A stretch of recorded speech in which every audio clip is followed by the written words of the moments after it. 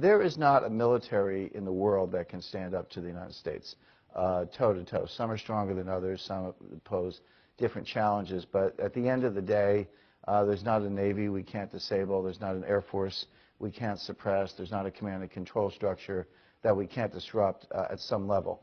And other countries know this. And therefore, if you want to rival the United States, if you want to be an adversary of the United States, the trend is to think in terms of what we call unrestricted warfare or asymmetric warfare. Now, some of this is well known: chemical, biological, radiological weapons, weapons of mass destruction. But the other equally powerful, maybe even more powerful weapons are cyber warfare, and now the new kid on the block is financial warfare. And so these are all being incorporated into strategic doctrine, and not just the United States.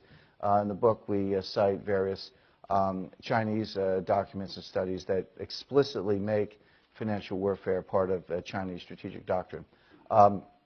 But it's actually happening as we speak in Iran. The United States has been ratcheting up sanctions against Iran for years. Actually, these sanctions go back to the 1980s.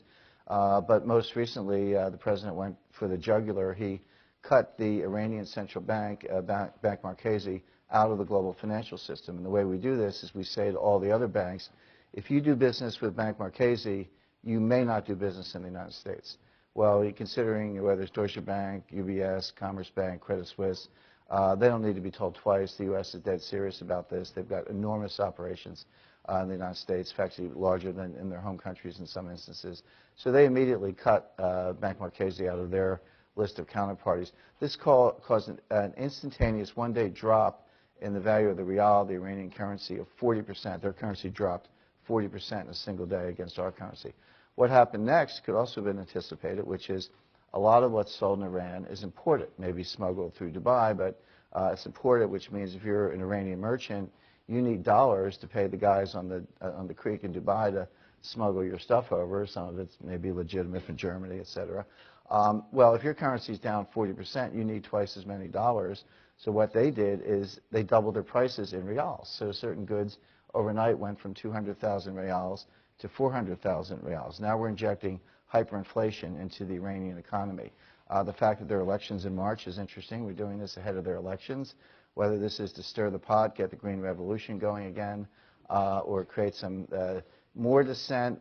Inflation, by the way, is a very powerful motivator of popular discontent. A lot of the Arab Spring, sure, was there a desire for democracy and to get rid of these dictators? Absolutely, but there was an equally strong concern about inflation spreading around the world, thanks to our chairman of the Federal Reserve.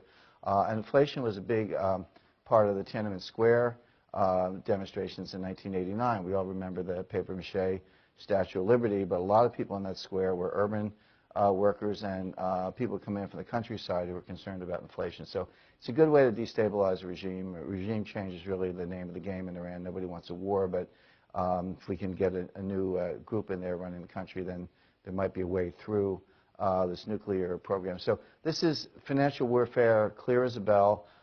We gamed it in 2009. I certainly expected to see it sooner than later, but maybe not quite this soon.